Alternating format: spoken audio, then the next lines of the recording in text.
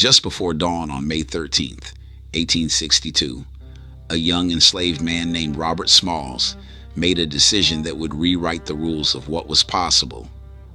With a crew of fellow slaves, he waited until the white captain and his two mates had left for the evening, then slipped a cotton steamer off the Charleston dock. The plan was breathtaking in its audacity. Pick up family members at a rendezvous point, navigate through one of the most heavily fortified harbors in the Confederacy, and somehow make it to freedom. Smalls, acting as captain and even donning the real captain's wide-brimmed straw hat to hide his face in the pre-dawn shadows, responded with perfect coded signals at two Confederate checkpoints, including at Fort Sumter itself, the very place where the Civil War had begun. Cleared by sentries who never suspected the deception unfolding before their eyes, Smalls sailed into open water. Once beyond Confederate reach, he raised a white flag and surrendered his ship to the blockading Union fleet. In fewer than 4 hours, Robert Smalls had accomplished something that seemed impossible. In the midst of America's bloodiest war, this 22-year-old black man had commandeered a heavily armed Confederate warship and delivered 17 black passengers, 9 men, 5 women, and 3 children, from slavery to freedom. Our story begins in the second full year of the war. It is May 12th, 1862, and the Union Navy has established a strangling blockade around much of the Atlantic and Gulf coasts.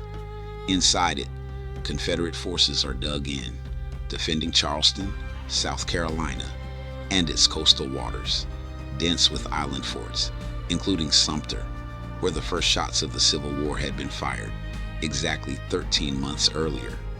Among the vessels serving Brigadier General Roswell Ripley's command is the C.S.S. Planter, a sturdy coastwise steamer built locally from live oak and red cedar for the cotton trade. After 2 weeks of supplying various island positions, the Planter returns to the Charleston docks by nightfall.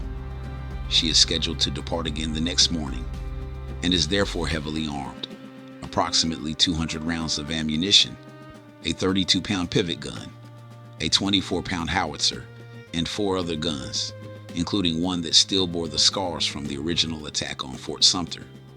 Between missions, the 3 white officers on board, Captain C.J. Relia, pilot Samuel H. Smith, and engineer Zarek Pitcher, make a fateful decision to disembark for the night, either for a social gathering or to visit family, leaving the ship's 8 enslaved crew members behind. If discovered, Captain Relia could face court-martial. That's how much he trusted them. At the top of that trusted list was Robert Smalls, a young mulatto man who had been sailing these treacherous waters since his teenage years.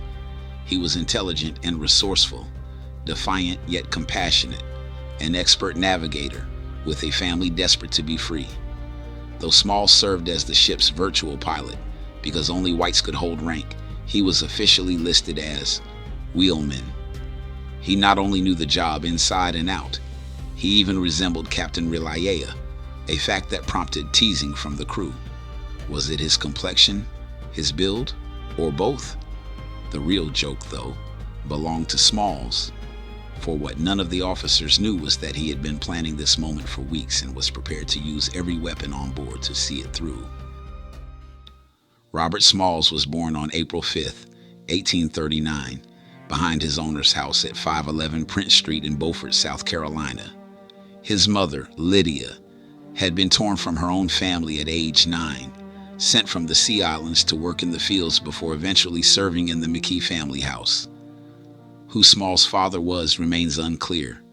Perhaps his owner John McKee, or his son Henry, or the plantation manager Patrick Smalls. What is clear is that the McKee family favored young Robert, treated him better than the other enslaved children, and his mother feared that privilege would blind him. So Lydia did something extraordinary. She arranged for her son to be sent to the fields, to witness the whipping post, to understand the full horror of the institution that owned him. The result? Robert Smalls learned defiance. He found himself in the Beaufort jail so often that his mother, now fearing for his life, begged the McKees to send him to Charleston to be rented out for work. By age 19, Smalls had cycled through various city jobs, keeping just $1 of his weekly wages while his owner pocketed the rest. But what he really earned was knowledge, an intimate understanding of Charleston Harbor that few could match, slave or free. He learned to pilot ships through those treacherous coastal waters, absorbing every signal, every checkpoint, every current and tide. That's how he landed his position on the Planter, a first-class coastwise steamer hewn from live oak and red cedar for the cotton trade. And that's where he met the woman who would give him a reason to risk everything. Hannah was a slave working at a Charleston hotel, owned by the Kingman family. With their owner's permission, Robert and Hannah moved into an apartment together, started a family, a daughter, Elizabeth, a son, Robert Jr. But Smalls understood the brutal truth. Permission could be revoked at any moment. Their family could be torn apart on a whim. So he approached Hannah's owner with a proposition. He wanted to purchase his family outright. They agreed, at a price of $800. Smalls had saved $100. How long would it take him to save another $700 at $1 a week? He did the math. It was impossible. But impossibility had never stopped Robert Smalls before. And in 1862, opportunity arrived in the form of Union warships blockading Charleston Harbor. To white Confederates, these ships represented Northern aggression. To Robert Smalls, they represented something else entirely, a path to freedom he could actually afford.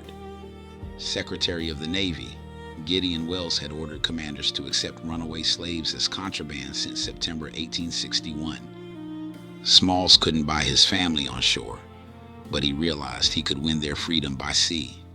He told Hannah to be ready. He began studying the white officers aboard the Planter, memorizing their mannerisms, their signals, even their walk. He waited for his moment, and on the night of May 12, 1862, that moment arrived. After 2 weeks of supplying various island forts, the Planter returned to Charleston docks by nightfall on May 12th. Once the white officers were safely on shore, Smalls revealed his plan to the other enslaved crew members. 2 chose to stay behind. The design was hazardous in the extreme. Smalls and his men had no intention of being taken alive. They would either escape or use whatever guns and ammunition they had to fight, and if necessary, sink the ship with themselves aboard. Failure in detection would mean certain death. The venture was fearful, but they were determined to make it.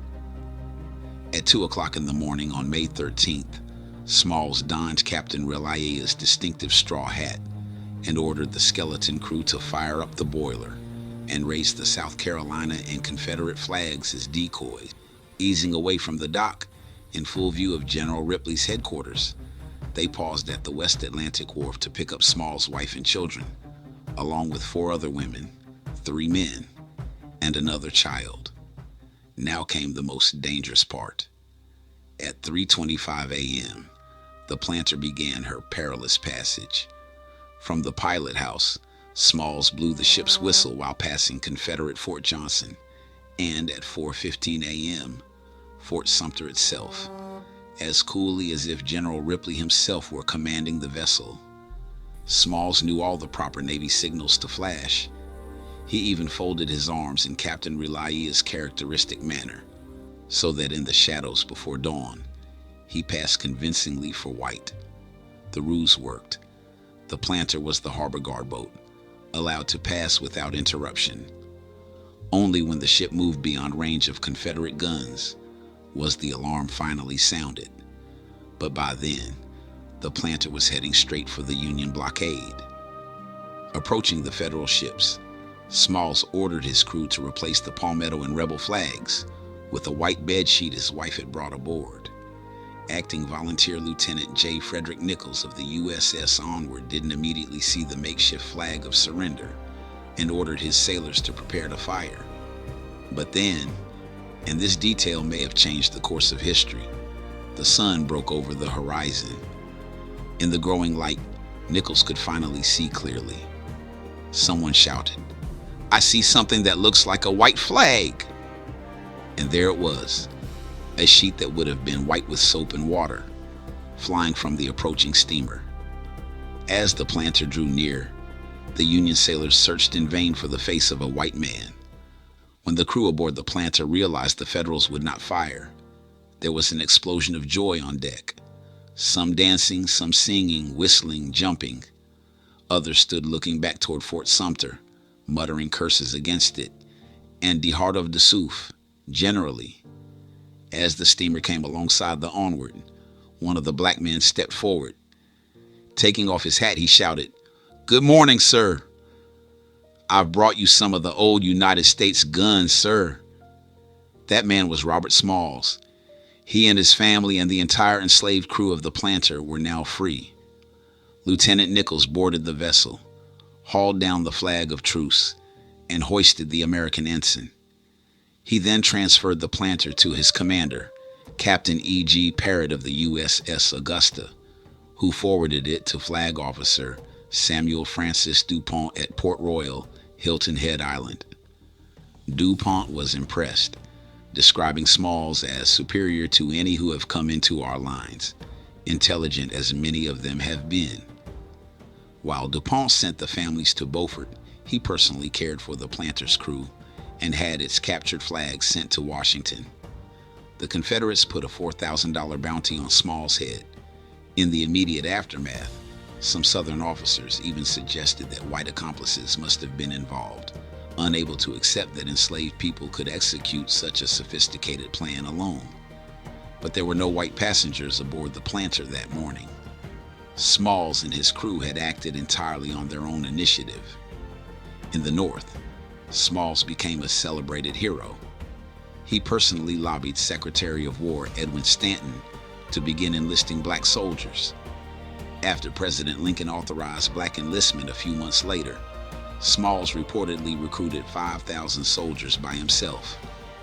In October 1862, he returned to the planter as pilot, serving with Admiral DuPont's South Atlantic blockading squadron. He participated in approximately 17 military actions, including the April 7, 1863, assault on Fort Sumter. During an attack at Folly Island Creek 2 months later, when the white captain became so panicked under heavy fire that he hid in the coal bunker, Smalls assumed command. For his valor, he was promoted to captain, earning $150 a month, making him one of the highest paid black soldiers of the war. When the war ended in April 1865, Smalls was aboard the planter for a ceremony in Charleston Harbor. Following the war, Smalls continued pushing the boundaries of freedom as a first-generation black politician, serving in the South Carolina State Assembly and Senate, and for 5 non-consecutive terms in the U.S. House of Representatives from 1874 to 1886. He watched his state systematically dismantle Reconstruction with a revised 1895 Constitution that stripped black citizens of their voting rights. He died in Beaufort on February 22, 1915, in the same house behind which he had been born enslaved, and is buried behind a bust at Tabernacle Baptist Church. In the face of rising Jim Crow oppression, Smalls remained an unyielding advocate for African American political rights. My race needs no special defense for the past history of them in this country. It proves them to be equal of any people anywhere. All they need is an equal chance in the battle of life. Congress eventually awarded Smalls and his crew compensation for capturing the planter. Smalls received $1,500 personally, enough to purchase his former owner's house in Beaufort. Yet, according to later testimony, his payment should have been substantially higher. The planter and its armaments were worth far more. But Robert Smalls and his family's freedom, that was beyond any price. Today, his story survives in scattered educational videos, museum exhibits, and the occasional historical tour. But for a man who changed the course of the Civil War, recruited thousands to fight for their own liberation, and served his country in Congress for over a decade, Robert Smalls remains largely unknown, a forgotten hero whose audacity and courage deserve to be remembered alongside the most celebrated figures in American history. His story was never meant to be buried. It was meant to inspire, to remind us that courage is not born in comfort, but in the decision to rise when the world says you cannot. They buried his name, but they could not bury his truth, because before they wrote history, we built it. Black Antiquity, where Black legends are remembered. Like, subscribe, and share, so their names are never buried again.